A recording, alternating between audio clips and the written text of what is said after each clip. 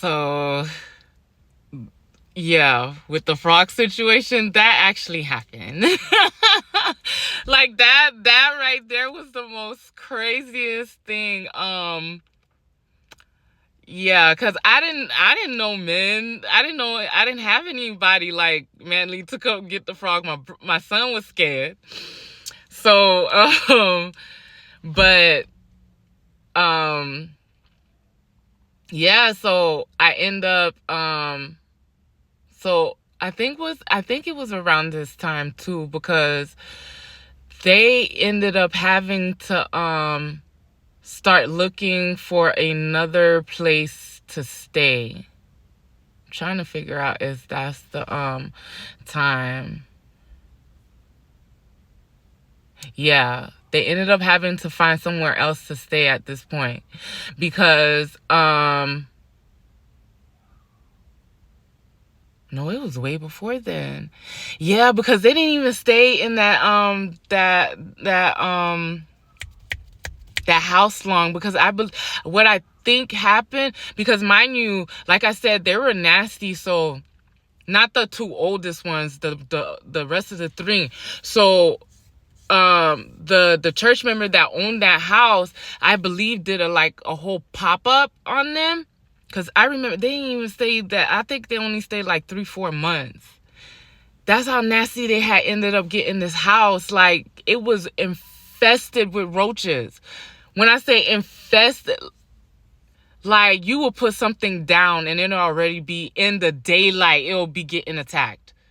They had roaches inside the microwave. It was like, I think the lady ended up doing a pop-up and seeing how that house really looked when they didn't schedule a pop-up. Man, yeah, she wanted her house back. And plus they got behind on the bills too, because at that point they couldn't really afford it, because remember, her mom's quote unquote husband, the last baby daddy, it was supposed to be all three of them actually working and paying off the bills in that house. But remember, he never came back after the wedding. So it was really, the bills was on my best friend and her mom. So they had to end up finding another place. And at this time, that's when they were trying to find another place also. That's why with the second oldest, you had to be real careful with her too, because even though she told everybody's business, but she was sneaky and would hold a lot of secrets. Hold a lot of secrets, and then she would tell lies too. So I say that because there was an incident that happened in that house that I'm not gonna speak on, because at the end of the day, people are who they are. You know what I'm saying? And it's not her. Honestly, it's not her fault. It's not her fault. I mean, that's the product of her mom. I'm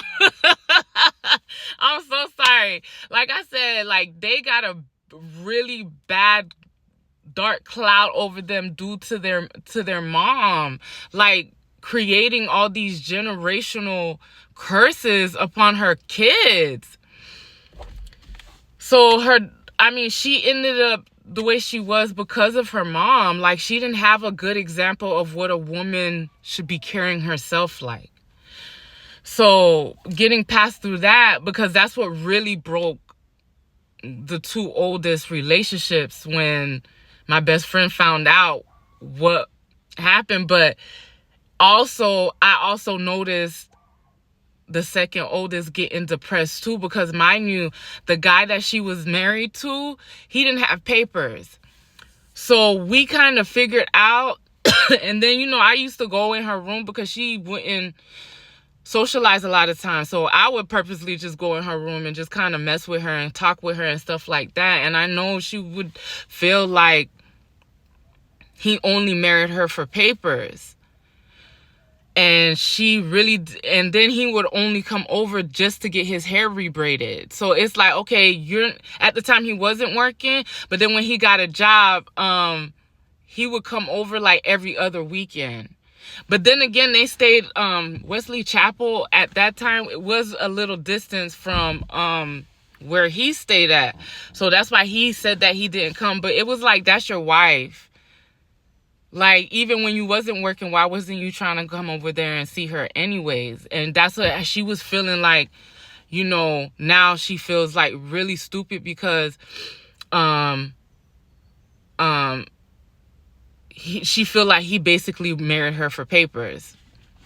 And I think that's what one reason why the incident that really tore that wedge between her and my best friend was, because I think she felt like he was cheating.